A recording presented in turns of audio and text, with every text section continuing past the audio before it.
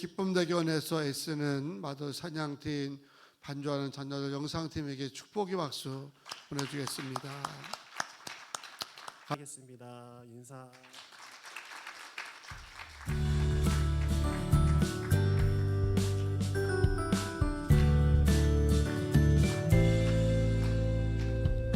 너와 나의 모습이 예수님 닮아, 너와 나의 모습이 예수님 닮아, 하루 이틀 매일매일 지날 때마다 너 닮아가길 원해요. 너와 나의 모습이 예수님 닮아, 너와 나의 모습이 예수님 닮아, 하루 이틀 매일매일 지날 때마다 너 닮아가길 원해요. 예수님 사랑이 넘쳐 예수님 축복이 흘러 예수님 은혜가 가득가득 당신과 함께하길 원해요. 차렷 인사.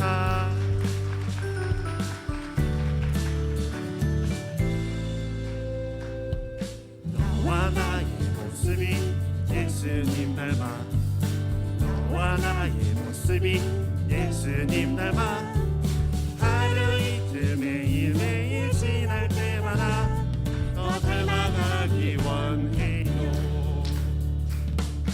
너와 나의 모습이 예수님 닮아, 너와 나의 모습이 예수님 닮아, 하루 이틀 매일매일 지날 때마다 너 닮아가길 원해요.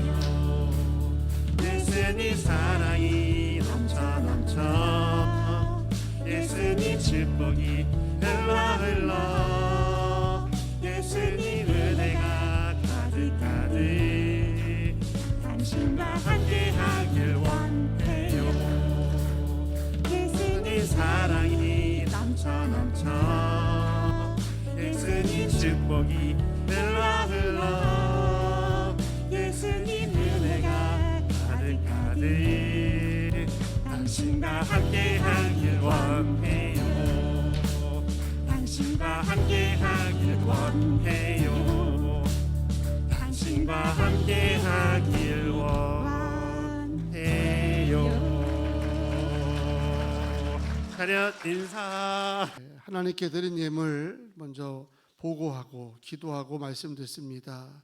김영희 권사님 11조, 한영란 권사님 11조, 최정남 빙진유 지사님 가정 11조, 최민혁 자녀 11조, 강대선 장로님 11조, 비전센터 약정원금 이수호 정광여 권사님, 선교원금 최정남 빙준주 지사님, 김주영 김주희 학생 선교예물, 곽경희 장로님 이민혜 권사님 선교헌금 예산 새벽교회, 세계나이교회 선교헌금 곽경희 장로님 가정, 성원교회 선교헌금 곽경희 장로님 가정, 덕천 선교교회 지정 선교헌금 곽경희 장로님 가정, 허락하심에 감사드립니다. 이성실 권사님, 송여 양희영 장로님 가정, 이정은 지사님 예물 드리고, 김규리 청년, 이강 양예린 전사님 가정, 송현우 권사님 가정, 김민수 이현주 지사님 가정, 한영란 권사님, 김성주 권사님, 황지은 감사함을 드립니다. 내리교인데 온 겁니까? 네, 어디 계세요? 예, 우리 김장 선교사 마지막 또 이제 설교 들어 오셨나 보네. 임성준 장로님 감사함을, 이승 최선영 시장님 가정 감사함을, 김자영 선교사 감사함을, 감사헌금 무명으로 1,000번째 윤이나 조인수 권사님, 창훈이 안나 정훈이, 김정희 권사님, 최정희 사님, 김영빈 자녀, 현지 현호, 유빈이 하빈이, 최명주 장로님, 조인호 사님 가정, 엄유경 권사님, 한결이 한별이, 박용채 간사, 이재현 전미라 이하랑, 박성민 이수연, 박하연 박승리, 송승철 송승원, 다은이다예, 박승서 한영신 권사님 가정, 한솔이 1,000번째, 김성모 원사 1,000번 드리고 또 11조 이해찬 전사님, 정수경 지사님 11조 비전센터 약정원금 정수경 지사님 기도 허락하심에 감사임을 드립니다. 서른지 자매 감사헌금 교육관 냉남방 헌금 이해찬 전사임을 드렸습니다. 하나님께 박수를 영광 돌리겠습니다. 기도하겠습니다. 하나님, 오늘 밤에도 우리 김지철 부목사님 가정을 통해서 특별 찬양 가운데 영광 돌리며 은혜 받게 하시니 감사합니다. 이제 우리 굿모닝 온 지 1년이 돼가는데 잘 적응하게 하셔서 감사드리며 하나님께서 복된 자녀들을 허락하여 주셨사오니 하나님 잘 쓰임 받아서 다음 세대에 하나님의 소원을 이루어드릴 수 있는 자녀들과 가정 되게 하여 주시고 우리 굿모닝께 부흥의 통로로 아름답게 쓰임 받을 수 있도록 역사하여 주시옵소서. 하나님, 오늘도 예물 주 앞에 드렸사오니 드린 예물을 하나님께서 붙들어 주셔서 하나님 나라 선한 사업에 온전히 쓰임 받게 하시고 쓰임 받을 때마다 주님이 행하시는 놀라운 기적들을 보게 하여 주시옵소서. 달마다 10의 1조가 넘치게 하여 주셔서 2022년도에도 작년보다 10의 1조가 부흥케 하여 주시고 풍성의 기적들을 또 보게 하실 줄로 믿습니다. 감사와 1,000번째 또한 아버지 하나님 선교헌금 드리며 다음 세대를 위한 귀한 비전 세대 약정헌금 드리고 또한 아버지 성물로 예물 드리는 손길들에게도 복의 복을 더하여 주시오며 저들의 기도 제목대로 응답하여 주시옵고 하나님 거룩한 씨앗을 심어 쌓은데 하나도 헛되지 않도록 역사하시고 인도하여 주시옵소서. 아픈 자들 예수를 명하노니 나을지어다 회복될지어다. 하나님께서 만져주시고 태의 문 열어주시오며 임신한 자매들 건강 가운데 지켜주시고 자녀들 복된 배우자 만나게 하여 주시며 이제 아버지 하나님 비전센터 1층도 잘 공사를 아름답게 마무리 지을 수 있도록 은혜 주셔서 감사합니다. 그곳에서 아이들 예배드리고 성도들 교제할 때마다 위로가 되게 하시고 기쁨 될 수 있는 은혜들이 넘치게 하여 주셨고 2층도 은혜롭게 잘 아버지 해결될 수 있도록 길을 열어 주시옵소서. 하나님, 이제 한국에 들어와서 쉼도 없고 영적으로 충전되어서 또다시 비장한 마음으로 인도 땅으로 돌아가는 김장 선교사를 축복하오니 이제 아버지 하나님 선교 아버지 이제 2차 후반기 사역을 감당하기 원하온데 가서도 하나님께서 눈을 열어주셔서 주님이 원하는 것을 보게 하여 주시고 한 영혼 한 영혼 주의 사랑으로 하나님 복음으로 살릴 수 있는 역사가 있게 하여 주시오며 인도가 하나님 나라로 변화되는 일에 우리 굿모닝께도 자금 쓰임받게 하시고 저를 매달마다 하나님 헌신하는 손길들에게도 복의 복을 더하여 주시옵소서. 말씀 들을 때에 하나님께서 함께 하심을 믿고 고백하며 예수님의 이름으로 기도하옵나이다. 아멘. 예, 이제 1월 3일 날 들어왔나? 1월 이제 12월 3일 날 들어왔어? 12월 3일 날 들어와서 열을 격리하고 이제 내 주일 날 새벽에 인도 땅 돌아갑니다. 이제 선교 이제 상반기를 다 하고 하반기를 이제 맞이하는데 이제 본격적인 열매를 이제 더 구체적으로 보일 시기이라 또 비장한 마음으로 들어갈 겁니다. 그래서 어떤 마음으로 들어가면서 또 우리에게 같이 은혜를 나눌지 우리 김장 선교사가 나와서 말씀 전할 때 은혜 받고 오늘 은혜 주신 말씀해 달라고 할렐루야로 우리 두 손 들고 환영하고 박수하겠습니다. 할렐루야.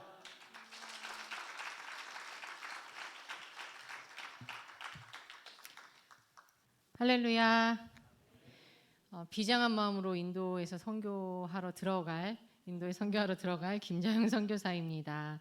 오늘 이 금요 저녁 예배에 나오신 성도님들을 예수님의 이름으로 환영하며 축복합니다. 이 시간 하나님께서 우리에게 주시는 축복의 말씀을 통해 우리 안에 큰 은혜와 또한 위로가 넘치게 되기를 간절히 소망합니다. 말씀을 함께 읽고 말씀 전하겠습니다. 오늘 하나님께서 우리에게 주시는 말씀은 시편 23편 말씀입니다. 시편 23편 1절에서 6절까지 말씀입니다. 네, 한 절씩 교독하시고 마지막 절은 다 함께 읽겠습니다. 여호와는 나의 목자시니 내게 부족함이 없으리로다. 그가 나를 푸른 불밭에 누이시며 쉴만한 물가로 인도하시는도다. 내 영혼을 소생시키시고 자기 이름을 위하여 의의 길로 인도하시는도다. 내가 사망의 음침한 골짜기로 다닐지라도 해를 두려워하지 않을 것은 주께서 나와 함께 하심이라. 주의 지팡이가 막대기가 나를 안위하시나이다. 주께서 내 원수의 목전에서 내게 상을 차려주시고 기름을 내 머리에 부으셨으니 내 잔이 넘치나이다. 내 평생의 선하심과 인자하심이 반드시 나를 따르리니 내가 여호와의 집에 영원히 살리로다. 아멘. 인생길에서 좋은 일만 있으면 얼마나 좋을까요? 어떤 일들이 여러분에게 가장 좋은 일이십니까? 사업도 잘 되고 직장 생활에서도 인정받고 가정도 화목하고 자녀들도 잘 되면 얼마나 좋을까요? 그렇죠? 경제적으로도 여유롭고 세상에서도 인정받고 돈 걱정, 집 걱정, 코로나 걱정, 눈가 주름 걱정 등등 아무런 걱정 없이 살면 얼마나 좋겠습니까? 아마 룰루랄라 하는 인생일 것 같습니다. 아픈 곳 없이 건강하게 하고 싶은 일 하면서 먹고 싶은 거 먹으면서 가고 싶은 데 가면서 때때로 여행도 좀 다니면서 내 마음에 좋은 사람들만 이렇게 함께 지내면서 행복한 그러한 인생을 살면 얼마나 좋을까요? 생각만 해도 너무 좋죠. 네. 근데 우리가 이게 너무 좋으면서도 흐뭇하면서도 씁쓸한 마음이 한편으로는 듭니다. 왜냐하면 이런 인생은 없으니까요. 그렇죠. 때로는 우리의 인생을 보면 푸른 초장, 쉴만한 물가에서 논일면서 행복할 때도 물론 있습니다. 그러나 우리의 인생이 매일마다 날마다 매 순간마다 그렇지는 못합니다. 왜냐하면 우리가 살아가고 있는 세상이 죄악되기 때문이죠. 그리고 그 안에 우리는 여전히 죄된 존재로 살아가고 있기 때문입니다. 그렇기 때문에 우리는 그런 푸른 초장, 쉴만한 물가에서만 잘 정착하면서 지내는 게 아니라 때때로 이 땅에서 살면서 여기저기 이사를 다닐 수밖에 없는 것 같아요. 푸른 초장에서만 살고 싶지만 어느새 나도 모르게 계약이 만기되면 우리는 사망의 음침한 골짜기로 이사를 가게 될지도 모릅니다. 또 사망의 음침한 골짜기에서 내가 언제까지 살아야 하나 막 고심하다가도 또 어느 날 나도 모르는 사이에 쉴만한 물가로 이사를 가게 될 때도 있다라는 겁니다. 이 땅 가운데서 실제적으로 우리가 집을 계약하고 할 때는 월세건 전세건 계약 기간이라는 게 있잖아요. 언제든 그 계약이 끝나면 내가 이사를 가야겠구나, 어디로 가겠구나 하지만 우리가 사망의 음침한 골짜기를 이사했다, 푸른 초장으로 이사했다 하는 것은 우리의 마음처럼 되는 일이 아닙니다. 2000년 전에 예수님께서 이 땅 가운데 오시고 십자가에서 죽으시고 부활 승천하셨죠. 예수님께서 다시 오시겠다고 말씀하셨지만 예수님의 재림이 지연되자 많은 사람들은 이제 고민에 빠졌습니다. 왜냐하면 로마의 박해는 더욱 극심해졌고 예수님이 과연 언제 오실지 확신할 수 없는 그런 마음이 들었기 때문입니다. 믿는 자들은요, 그 극심한 고난 가운데서 믿음을 지키기 위해 날마다 죽음의 목전에 있어야만 했습니다. 그 안에서 믿음을 지키는 것은 너무나 어려웠고, 그래서 그들이 선택한 것은 사막으로 들어가는 것, 수도원으로 찾아 들어가는 것, 그래서 그 안에서 자기 자신의 영성을 지키면서 살아가는 길을 선택했습니다. 이 땅에서의 인생을 우리가 살아가다 보면 너무 고단해서 현실을 좀 떠나 살고 싶다는 생각, 우리도 한두 번쯤은 하게 될지도 모릅니다. 어쩌면 이미 숱하게 그런 생각을 해보셨을지도 모르겠어요. 예수님 안 믿었으면 고단한 이 세상이 너무나 고달파서 어쩌면 이미 삶을 포기한 인생이 되었을지도 모릅니다. 그럼에도 불구하고 우리가 이 땅 가운데 살아가는 이유는 우리가 예수님을 믿기 때문이지요. 우리가 그리스도인이기 때문입니다.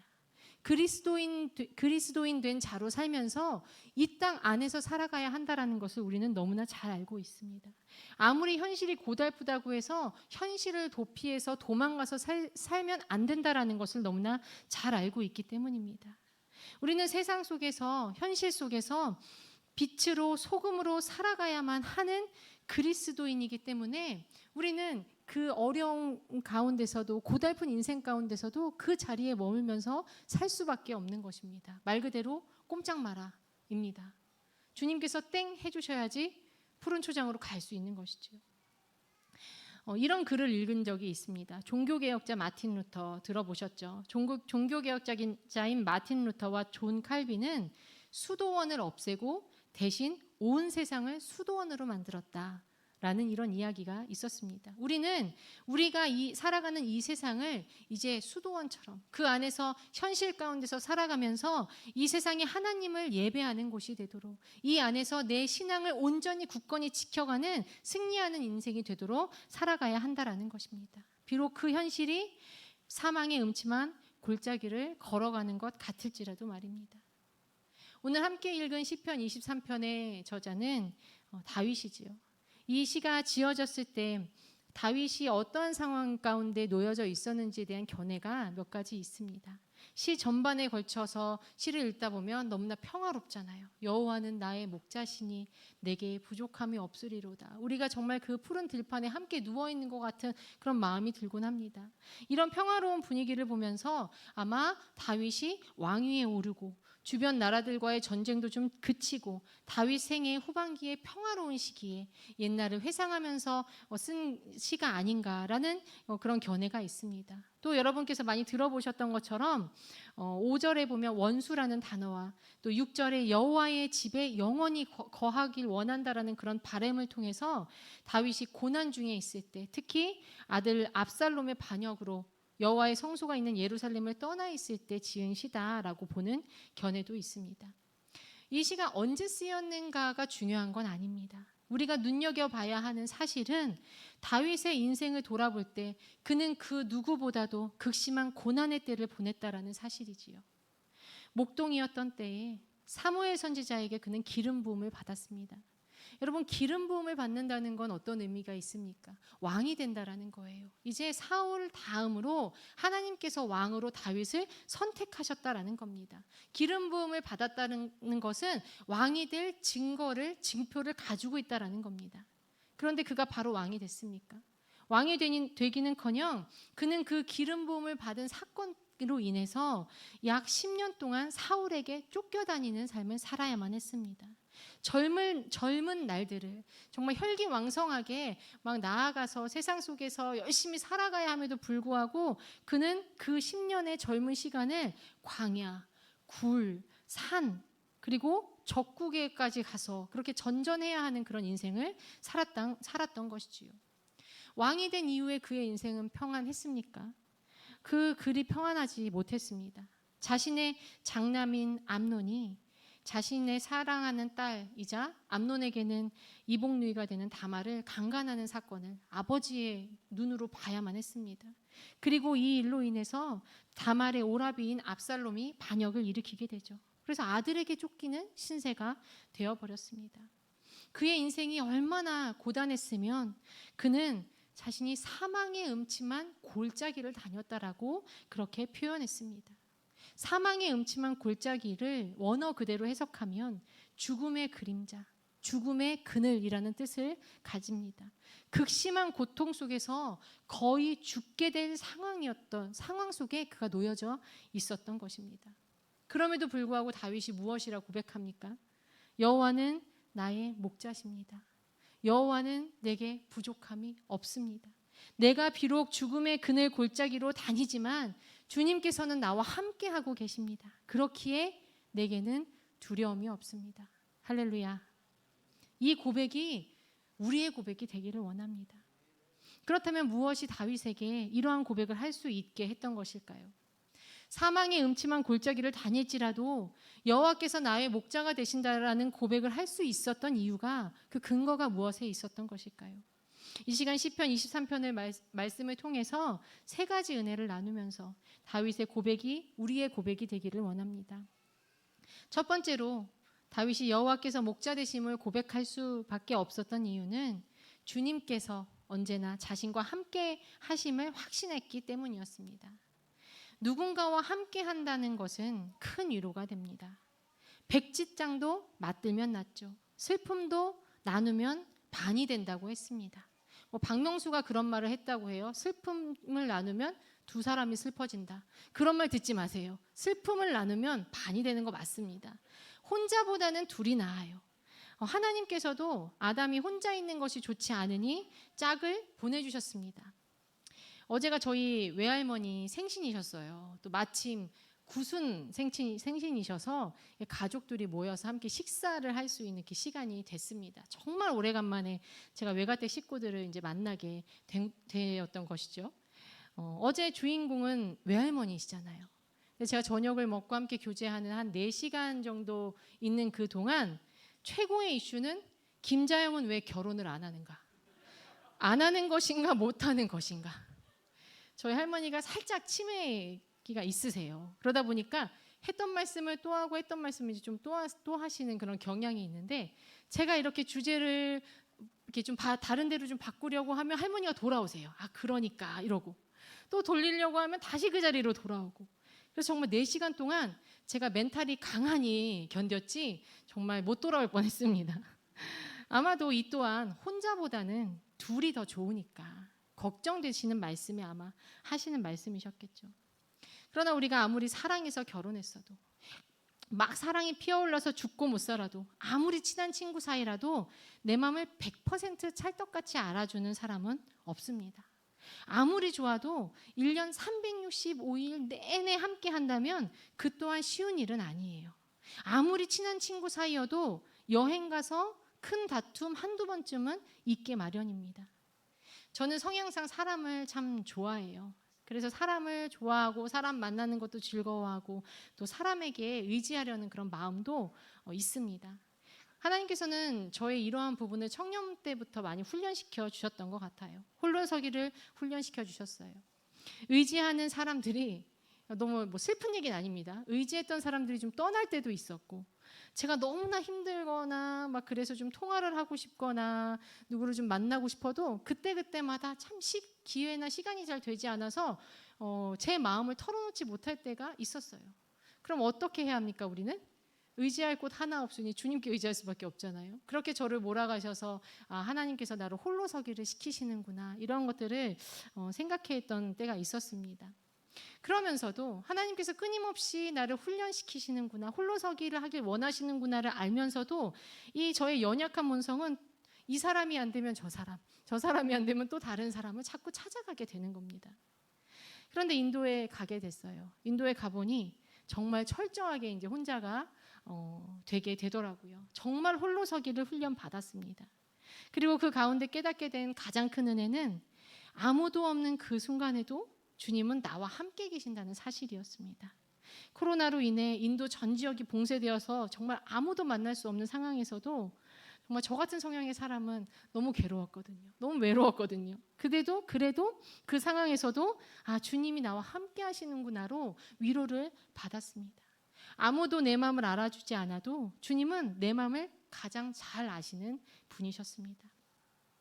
사랑하는 성도 여러분, 이 사실 모르시는 분 한 분도 안 계시죠? 너무나 잘 압니다. 그런데 눈에 보이지 않는 하나님이 나와 함께 계신다는 그 사실을 순간순간 놓치고 지낼 때가 많이 있습니다. 성도 여러분 기억하시길 바랍니다. 지금 이 순간에도 어제도 오늘도 내일도 주님은 우리와 함께 계십니다. 오늘 부목사님 가정의 찬양을 보면서 얼마나 이렇게 마음이 감동이 되었는지 모르겠어요. 함께 하길 원해요. 네, 저도 누군가와 함께 하길 원합니다. 함께 하길 원해요. 하나님 주님께서 우리와 함께 해 주시길 원하십니다. 그것을 우리가 깨닫게 되기를 주님이 원하세요. 4절에서 다윗이 이렇게 고백하죠. 내가 두려워하지 않을 것은 주께서 나와 함께 하심이라. 이 말씀을 NLT 영어 성경으로 된 그 구절로 직역하면 이렇게 해석됩니다. 하나님께서, 주님께서 나의 곁에 아주 가까이 계시기 때문에 나는 두렵지 않습니다. 함께 하신다라고 들으면 되게 막연하게 들릴 수 있어요. 그런데 주님은요, 나와 가장 가까운 곳에 언제나 동행하신다라는 사실을 기억하시기를 바랍니다. 지금도 여러분 옆에 계세요. 마음으로 인사할까요? 주님 안녕하세요. 성도 여러분, 주님이 언제나 함께 하시기 때문에 우리는 두려울 것도, 염려할 것도, 외로울 것도, 낙심할 이유도 없음을 기억하게 되시기를 바랍니다. 여호와께서 목자 되심을 고백할 수밖에 없었던, 다윗이 그렇게 고백할 수밖에 없었던 두 번째 이유는 주님께서 보살펴 주심을 확신했기 때문이었습니다. 주님께서 어떻게 우리를 보살펴 주십니까? 주님께서 다윗을 어떻게 보살펴 주셨나요? 4절을 보면 지팡이와 막대기로 안전하게 보호해 주셨다고 다윗은 고백합니다. 또한 6절을 보면 평생토록 주의 선하심과 인자하심이 자신을 따랐다, 자신의 인생 가운데 함께 했다라고 그렇게 고백합니다. 여기서 선하심으로 해석된 단어는 히브리어로 토브라는 단어입니다. 자꾸 잠이 오시는데 어려운 얘기해서 죄송해요. 자, 눈을 번쩍 뜨시고, 토브라는 단어의 뜻은 하나님께서 세상을 처음 창조하실 때 당신께서 지으신 그 피조물들을 보고 뭐라고 말씀하셨죠? 보시기에 좋았더라. 그것과 같은 단어입니다. 하나님의 선하심이란 하나님의 뜻과 목적에 맞게 그렇게 창조되어서 보시기에 좋았던 그런 상태를 말하는 겁니다. 하나님께서 선하심으로 인도하신다라는 것은 창조하신 그 뜻대로 인도해 주신다라는 것이지요. 이 선하심이 다윗을 따른다고 말씀하였던 것입니다. 그러니 그의 삶의 결국이 좋을 수밖에 없었겠지요. 또한 인자하심에 해당하는 단어는 히브리어로 헤세드라는 단어예요. 이는 하나님의 피조물, 특히 하나님의 택한 자들에 대한 변함없는 사랑을 말씀합니다. 언제나 변함없이 한결같으신 그 하나님의 사랑이 평생 동안 다윗을 따른다면 그가 염려할 것이 무엇이 있겠습니까? 그렇기 때문에 다윗은 마치 죽음이 드리워진 골짜기를 지나가는 것 같은 상황에 처하여도 낙심하거나 절망하거나 좌절하는 것이 아니라 하나님만을 바라보며 찬송할 수 있었는 줄로 믿습니다. 사랑하는 성도 여러분, 다윗의 하나님은 다윗만의 하나님이십니까? 아닙니다. 바로 우리의 하나님이십니다. 나의 하나님이십니다. 우리를 향한 하나님의 사랑은 언제나 변함이 없으십니다. 여러분의 평생 가운데도 하나님의 선하심과 인자하심이 따를 것임을 믿으시기를 바랍니다. 하나님께서 보시기에 좋은 인생이 될 줄로 믿으시기를 바랍니다. 영원하신 하나님의 사랑이 우리의 삶을 가득 채우실 것을 믿음으로 확신하는 여러분들이 되시기를 간절히 소망합니다. 고난의 상황 속에서 우리는 하나님의 선하심과 인자하심을 때때로 의심할 때도 있습니다. 그러나 성도 여러분, 그것은 우리가 의심할 여지조차도 없는 일입니다. 하나님은 선하심과 인자하심으로 여러분의 인생 가운데 고난이 있을지라도, 사망의 음침한 길 가운데 걸어가는 것 같을지라도, 또한 화평할 때에도 언제나 함께 하십니다. 언제나 괜찮아, 내가 널 언제나 사랑한단다 라고 말씀하시는 그 주님의 음성을 들으시고 위로받는 여러분이 되시기를 간절히 소망합니다. 끝으로 다윗이 여호와께서 목자 되심을 고백할 수밖에 없었던 마지막 이유는 영원히 살 집이 예비되어 있음을 그는 확신했기 때문입니다. 영원히 살 집은 어디입니까? 바로 하늘나라, 하늘소망, 천국을 의미합니다. 시편 136편을 보면 그 시편의 저자는 여호와의 인자하심이 영원하다라는 말을 그 시편에서만, 한 편에서만 26번이나 반복하는 것을 보게 됩니다. 다윗에게도 이런 확신이 있었던 것입니다. 그래서 다윗은 자신이 여호와의 집에 영원히 거할 것이라고 확신하며 고백했던 것입니다. 여기서 여호와의 집이 가르치는 것은 궁극적으로는 천국이 맞습니다. 그러나 첫째로는 하나님이 거하시는 성전, 이곳이 여호와의 집이고, 둘째는 하나님의 주권 아래서 하나님의 백성된 우리가 거하는, 발을 디디는 그 모든 곳곳이 여호와의 집입니다. 그리고 바로 하나님 나라인 천국이 여호와의 집인 것이지요. 다윗은 자신의 고백을 통해서 자신이 하나님의 집에 거할 것입니다. 나는 영원토록 주 안에서 안전할 것입니다라고 그렇게 찬양하고 고백했던 것입니다. 성도 여러분, 천국은 어떤 곳입니까?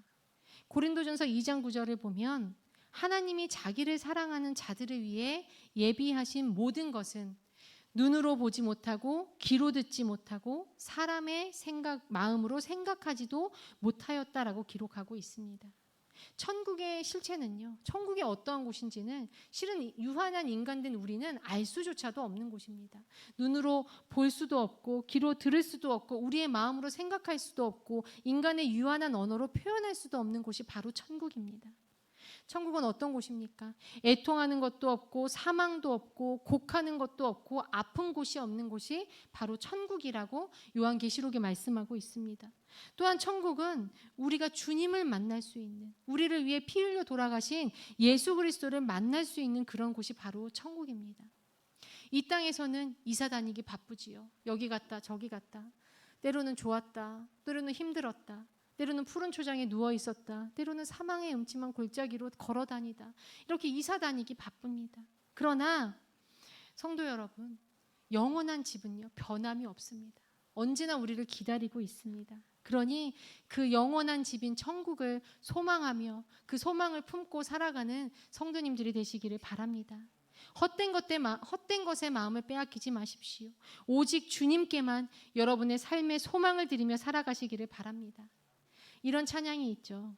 부르고 싶지만 가사를 읽어드리겠습니다. 이 세상의 부요함보다, 이 세상의 좋은 친구보다, 나의 꿈을 이루는 것보다 주님은 더욱 귀한 분입니다. 필요한 모든 것을 다 얻고 내가 원하는 삶을 사는 것보다, 어느 누구의 그 사랑보다 예수님은 더욱 귀한 분입니다. 그분께서 우리를 위해 천국을 예비해 놓고 계십니다. 사랑하는 성도 여러분, 어쩌면 우리는 여전히 고난의 터널을 지나고 있을지 모릅니다. 코로나 시대를 살아가면서 정말 많은 것이 변했죠. 앞으로도 세상이 어떻게 변하게 될지 예측조차 할 수 없는 상황처럼 보입니다. 제가 11월 3일에 인도에서 출발했는데 12월 3일에 출발했는데 12월 3일 입국자부터 자가격리를 하게 될 줄 누가 알았겠습니까? 제가 인도를 출발할 때만 해도 인도 정말 괜찮았거든요. 근데 지금 코로나 확진자가 굉장히 많이 나오고 있어서 잘 들어가는 것이 위험한 지경까지 이렇게 되었다라는 소식을 듣곤 합니다. 앞으로 세상이 어찌 변하게 될지 정말 알 수가 없습니다. 힘들어도 힘들다는 얘기도 누구에게도 말할 수 없는 상황 속에 놓이기도 하고, 우리의 마음이, 우리의 생각이, 우리의 모든 삶의 여정이 정말 어둠의 터널 가운데 놓여져 있는 것처럼 느껴질 때도 있습니다. 이게 과연 끝나기는 할까? 이 터널의 끝은 있을까? 희망의 불씨조차 보이지 않는 그러한 깜깜한 밤을 보내고 계신 분들도 어쩌면 계실지도 모르겠습니다. 성도 여러분, 우리가 분명 알아야 할 것이 하나 있습니다. 사망의 어두운 골짜기는 언어적으로 죽음의 그림자가 드리워진 골짜기다라고 앞서 말씀드렸습니다. 우리가 이 말씀을 다시 한번 곰곰이 살펴보면 이것을 깨닫게 됩니다. 사망의 어두운 골짜기는 사망이 기다리는 것이 아닙니다. 사망의 그림자만 드리워져 있다라는 것입니다. 여러분, 그림자가 여러분을 해할 수 있습니까? 칼의 그림자가 여러분 찌를 수 있습니까? 사자의 그림자가 여러분을 해할 수 있습니까? 절대 그럴 수 없습니다. 어둠은, 캄캄한 밤은, 그 그림자는 때로는 우리를 두렵게 만들고 우리에게 고통을 줄 수는 있습니다. 그러나 절대로 우리를 해칠 수 있는 존재가 아닙니다. 그것은 실체가 아니기 때문이지요. 물론 죽음의 그림자가 드리워져 있다라는 것은 그만큼 죽음이 가까이 있다라는 것을 의미하는 건 맞습니다. 우리의 생명이 위기에 있다라는 것이지요. 그러나 그것이 전부입니다. 그 이상도 그 이하도 아니에요. 선한 목자이신 하나님이 우리와 함께 하시고 하나님의 지팡이와 막대기가 우리를 안위하시는데 우리가 두려워할 것이 무엇이 있겠습니까? 사랑하는 성도 여러분, 하나님께서는 우리에게 분명 약속해 주셨습니다. 이사야 43장 2절 3절 말씀을 보면 이렇게 말씀합니다. 내가 물 가운데로 지날 때에 내가 너와 함께 할 것이라. 강을 건널 때에 물이 너를 침몰하지 못할 것이고 내가 불 가운데로 지날 때에 타지도 아니할 것이요 불꽃이 너를 사르지도 못하리니 대저 나는 내 하나님이요 이스라엘의 거룩한 이요 내 구원자임이라. 아멘. 저는 지난 12월 3일에 출발해서 4일에 인도에 한국에 도착을 했습니다. 열흘간의 자가격리를 잘 마쳤고 이후 한 달간의 시간을 보내면서 담임 목사님과 사모님 또 우리 성도님들의 기도와 사랑으로 쉼을 누리고 또 크게 위로받고 회복을 경험했습니다. 그리고 이번 주일 오전 8시 30분 비행기로 다시 인도로 가게 됩니다. 제가 한 달 전에 격리를 마치고 여러분께 선교 보고를 하면서 빌립보서 말씀을 전했던 거 기억하시죠? 제가 선교를 한다고 하면서도 기쁨이 없었던 저의 부끄러운 모습을 여러분 앞에 나누면서 끝에 이렇게 고백했습니다. 저도 주 안에서 기뻐하는 인생으로 열심히 살아보겠습니다. 열심히 선교하겠습니다. 그러니 성도님들께서도 주 안에서 기뻐하시는 인생 되시기를 바랍니다. 라고 제가 그렇게 저의 다짐과 더불어 성도님들께 은혜를 나누었었던 것을 기억하실 겁니다. 벌써 한 달이 지났어요. 저는 인도에 돌아가면 다시 일상을 살게 됩니다. 국제학교 수업도 계속 될 것이고 크리스핀 호스텔 사역, 에라와다 교회 사역을 해야 합니다. 주일 현지 사역을 위한 새로운 구상도 해야 하고 또 새로운 도전을 앞두고 있습니다. 한글 학교 수업도 해야 하고 또다시 홀로서기의 삶을 살아야 합니다. 곰곰이 생각해 보니까 한국에 나오기 전의 상황과 달라진 것은 하나도 없더라고요. 오히려 더 많은 더 새로운 일들이 기다리고 있을지도 모른다는 생각이 들었습니다. 그런데 그 가운데 제 마음에 분명하게 든 마음은 처음 인도에 왔을 때 가지고 왔던 그 마음과 다른 마음을 가지고 한국을 떠나게 되었다라는 사실입니다. 먹기도 싫고 놀기도 싫고 사람도 싫고 아무것도 하기 싫었던 그 한층 움츠러져 있었던 그런 상태가 더 이상 아닙니다. 상황은 막 변한 게 하나도 없어요. 그런데 저는 돌아가면 다시 뭔가 자꾸 먹고 싶을 것 같고 한국에서 너무 잘 먹다 가서 위가 좀 늘어나서 너무 먹고 싶은 것도 많을 것 같고 또 사람들과 함께 교제하며 한국에서 받은 은혜를 인도에 있는 지체들과 나누고 싶을 것 같고 다시 뭔가 활기찬 삶을 살 수 있을 것만 같습니다. 이제는 상황은 변한 것 없지만 이제는 다시 한번 어깨를 펴고 눈을 들어서 하늘을 보게 됩니다.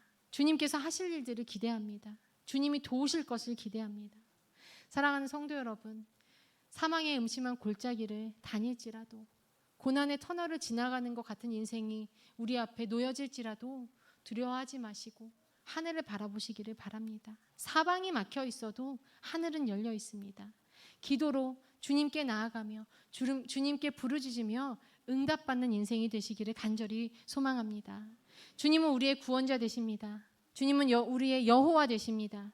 그러니 이 고난의 때를 이 사망의 그림자가 드리워진 것 같은 이 때를 주님과 함께 넉넉하게 이겨내는 저와 모든 성도님들이 되시기를 간절히 소망합니다. 우리 이 시간 함께 기도 제목을 나누고 기도하기를 원합니다. 첫째로는 여호와께서 나의 목자 되심을 고백하는 인생이 되게 해달라고 기도하기를 원합니다. 또한 나와 늘 함께 하시며 선하심과 인자하심으로 돌보시는 주님을 찬양하는 인생이 되기를 결단하며 나아가시기를 원합니다. 또한 영원한 집 천국을 소망하며 이 고난의 터널을 넉넉히 승리해 나가는 인생이 되기를 믿음으로 결단하는 여러분 되시기를 바랍니다.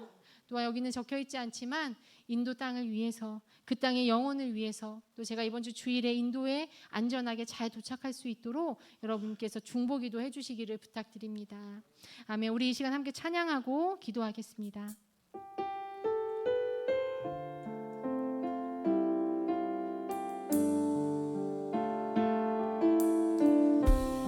지으신 하나님의 은혜를 고백하며 나아갑니다. 나를 지으신 이가 하나님, 나를 부르신 이가 하나님, 나를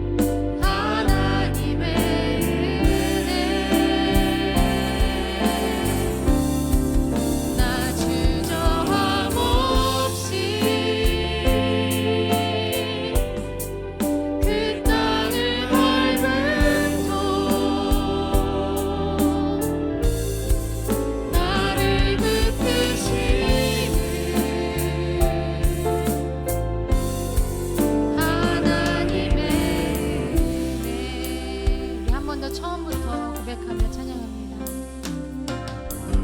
나를 지으신 이가 하나님,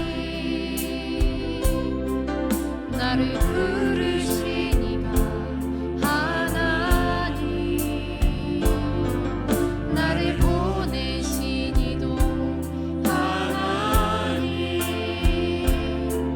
나의 나 된 것은 다 하나님 은혜라.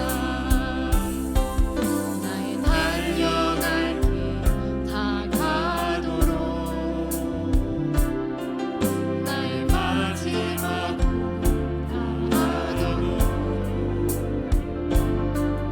나로 그 십자가 은혜하시니 나의 나 된 것은 다 하나님 은혜라. 한량없는 은혜 갚을 길 없는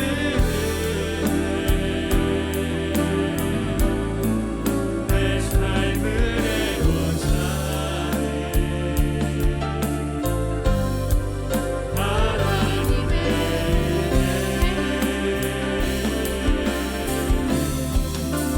주저함 없이 그 땅을 밟고 나를 붙드시네. 하나님의 은혜, 한량없는 은혜, 한량없는 은혜, 갚을 길 없는 은혜, 내 삶을 애워싸네. 하나님의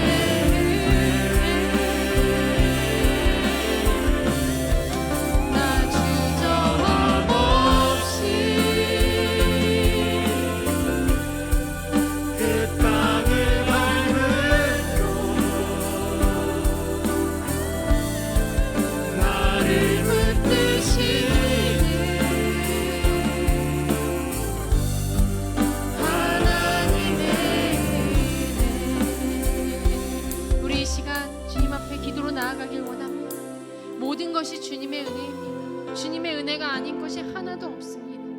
때로는 고난의 터널을 지날 때도 있고 사망의 음침한 골짜기를 정말 끝이 없는 그 길을 걸어가야 할 때도 있습니다. 그러나 그 모든 순간 가운데도 주님은 동행하십니다. 그렇게 그 모든 것이 하나님의 은혜인 줄로 믿습니다. 주님 우리와 동행하심을 우리가 다시 한번 믿음으로 확신하기를 원합니다. 선하심과 인자하심으로 우리를 돌보시는 그 은혜를 우리가 다시금 믿음으로 고백하기를 원합니다. 영원한 천국을 소망하며 살아가는 인생 되기를 원합니다. 주님 우리 가운데 믿음의 확신을 허락하여 주시옵소서. 주님의 이름을 세 번 부르고 함께 기도하겠습니다. 주여 주여 주여. 하나님 감사합니다. 하나님 모든 것이 주님의 은혜입니다. 모든 것이 하나님의 은혜입니다. 하나님 우리가 갚을 길 없는 그 은혜 가운데 하나님 우리가 살아가는 고백합니다. 삶의 순간순간마다 하나님께로 힘들 때도 있고 고난을 당할 때도 있습니다. 하나님 정말 하나님 빛이 보이지 않는 고난을 지날 때도 있습니다. 사망의 음침한 골짜기를 하나님 걸어가는 것 같은 그런 주님의 드리워진 골짜기를 지날 때도 있습니다. 하나님 우리의 인생 가운데 어떠한 인생이 펼쳐질지 우리가 알 수 없기에 하나님 우리의 삶이 얼마나 두렵고 불안함이 가득한지 모릅니다. 그러나 주님 그 모든 것이 우리의 믿음이 없음을 주님 앞에 고백합니다. 하나님 우리의 믿음 없음을 용서하여 주시옵소서. 하나님 우리 가운데 늘 동행하시는 주님의 그 은혜를 우리가 기억하기를 원합니다. 항상 내 옆에서 나와 가장 가까운 곳에서 하나님 우리와 함께 거하시는 그 주님의 은혜를 우리가 기억하기를 원합니다. 그 함께 하시는 은혜로 말미암아 우리의 삶 속에 하나님 승리하며 기뻐하며 나아가는 인생 되기를 원합니다. 선하심과 인자하심으로 우리를 돌보시는 하나님의 크신 은혜가 우리 안에 가득임하기를 간절히 소망합니다. 하나님이 우리와 함께 하신다고 약속하신 그 주님의 그 은혜를 기억하기를 원합니다. 주님과 동행하시니 우리의 평생도록 우리와 함께 하신다고 약속하신 그 약속의 말씀을 의지하며 신뢰하며 나아가기를 원합니다. 하나님, 우리가 하나님 땅 가운데 살아가는 동안 하나님 때로는 고단하고 하나님 정말 힘들고 어려울지라도 우리가 영원한 집, 우리에게 약속된 그 영원한 집에 그 소망을 품고 나아가는 인생이 되기를 원합니다. 아버지 함께하여 주시옵소서. 우리의 마음 가운데 깊으신 이루와 하나님의 크신 사랑하심을 우리 삶 가운데 가득 채워 주시옵시고, 하나님 우리의 인생이 하나님 앞에서 다시 한번 새롭게 되는 인생 되게 하여 주시옵소서. 거룩하신 하나님께서 너무나도 사랑하시는 우리 구원의 교회 담임 목사님과 사모님, 우리 교회 성도님들 주님 기억하여 주시옵소서. 하나님, 코로나는 끝이 것 같지 않습니다. 하나님, 언제 끝날지 알 수 없는 이 상황 속에서 반복되는 어려움 가운데 놓여 있으면서 때로는 지치고 때로는 낙심되고 때로는 하나님 너무나 힘들지만 그 누구에게도 우리가 힘들다는 사실을 말할 수 없는 그런 상황 가운데 놓여질 때도 있습니다. 하나님, 그러나 주님, 우리가 하나님 그 모든 상황 속에서도 하나님 일하시는 주님을 기대합니다. 우리 성도들의 삶을 주님 도와주시옵소서. 하나님 인도하여 주시옵소서. 날마다 옆에 계시는 주님 만나게 하여 주시고 날마다 옆에서 말씀하시는 주님 붙들게 하여 주시옵소서. 하나님, 주님 붙들고 승리하는 인생 되게 하여 주시옵시고